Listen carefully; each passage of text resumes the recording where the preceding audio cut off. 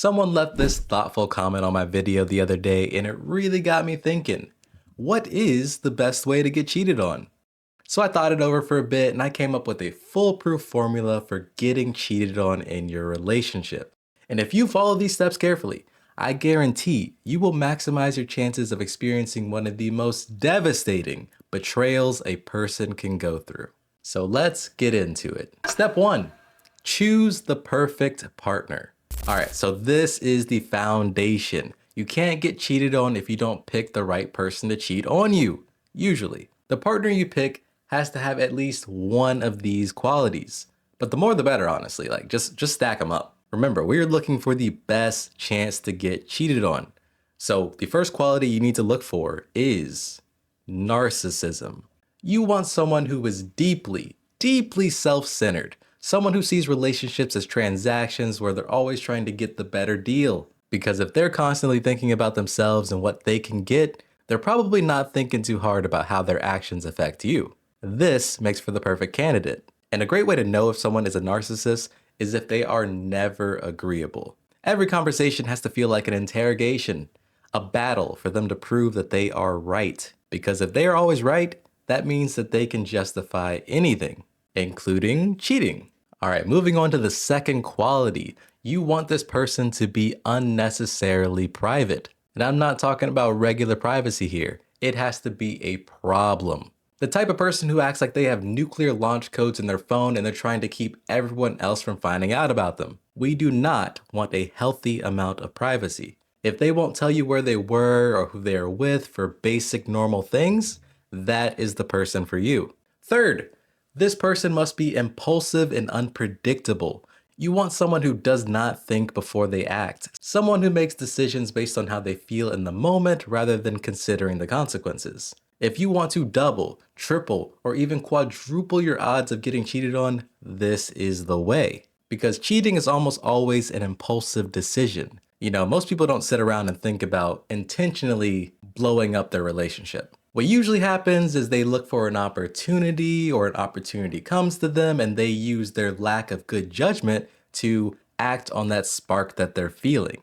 So if your partner has a history of making impulsive choices like quitting jobs, making big purchases without thinking, getting into fights easily, and even better, you want them to be hot and cold with you. Some days they give you all the attention. The next day it's like they hate you. They don't even want to be around you. That is what we need.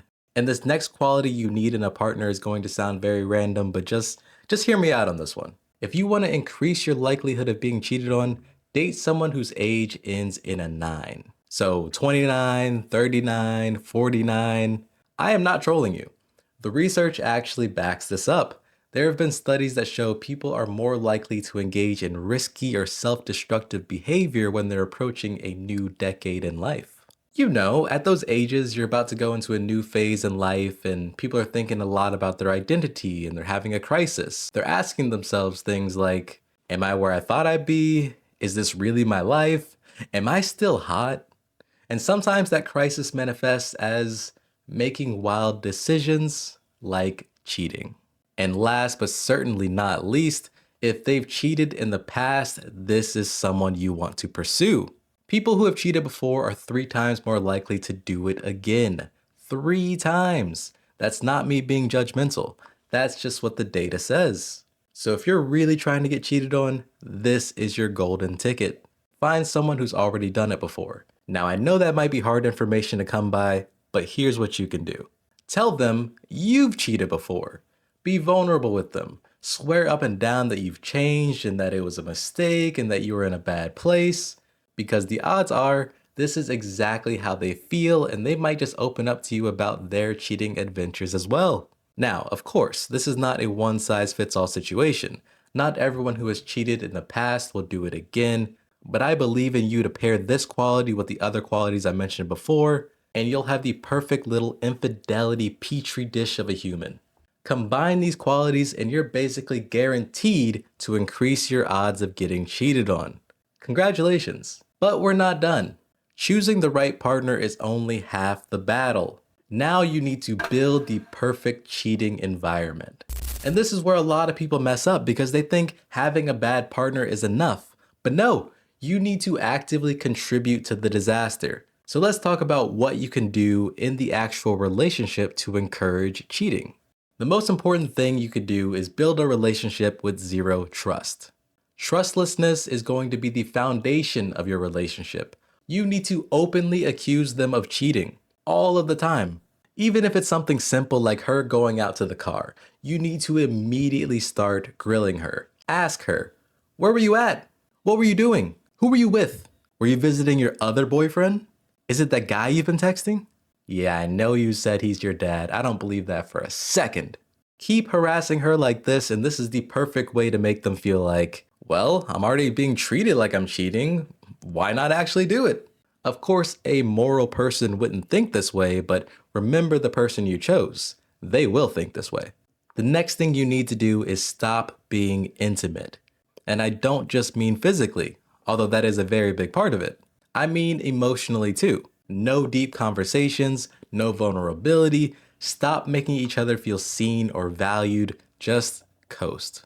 Make them question whether you ever want to touch them again. This is almost a guarantee to send them looking for validation somewhere else. Even better, introduce them to someone else who actually makes them feel attractive, interesting, and valued. That might do the trick. Perfect. Now that there is no trust and no intimacy, you should start seeing your first few warning signs.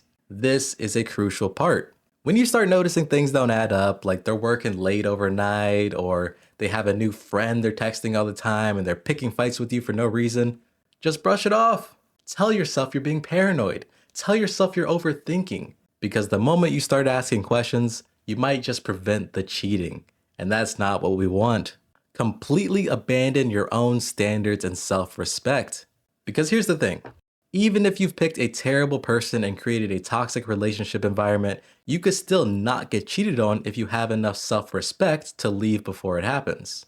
So you need to make sure to ignore your gut, ignore the red flags, and convince yourself that you can fix them. Tell yourself that if you just love them hard enough, they will change. Tell yourself that you're special, that you're different, and that they would never do that to you again like they did it to their ex. You gotta ignore the voice in your head that's screaming at you to do the opposite, and you need to just say, this feels right. This is how things should be. I'll never find love, so I need to pick this person. Do not protect yourself from heartbreak. Let them disrespect you as much as possible. You're going to stay in the relationship anyway because you've convinced yourself that breaking up is scarier than staying in the relationship that's slowly destroying you. And there you go. That is how you get cheated on. I hope you took notes. Alright, seriously though, because I've been joking this whole time, the reality is none of this is actually your fault. The fact of the matter is, cheating almost always comes down to internal instability in the cheater. People who feel this instability don't want to deal with it, so they chase excitement and attention outside of themselves. It usually has nothing to do with you if you're a good partner. And even still, you can't control people's actions. You don't create their impulses or their insecurities. That is 100% on them. That's why I personally believe that there is no coming back from getting cheated on. At least for me, I couldn't forgive that kind of betrayal. But even more than that, you are quite literally betting against science because they have become a person who is addicted to their desires. When they are seeking that external validation and attention, it's a dopamine spike and they crave it. That's why cheating usually happens on multiple occasions. It's rarely a one-time thing because it's actually something wrong inside of them that's not going to be fixed if they just cheat one time. And if you forgive them and try to make it work, what you're really doing is hoping that they will magically change and choose to confront their inner demons and get over them for the sake of you. And that's not a safe bet if you ask me. So yep, obviously this whole video has been sarcastic, but the underlying message is this. You can't prevent someone from cheating on you. If they're a cheater, they're going to cheat. You can make good choices. You could be more careful about who you attract, who you choose to deal with. You could set boundaries. You could pay attention to the red flags. But ultimately, people are going to do whatever they're going to do. And if someone cheats on you, it's quite literally got nothing to do with you. The best thing you could do is remove yourself from the situation as soon as possible.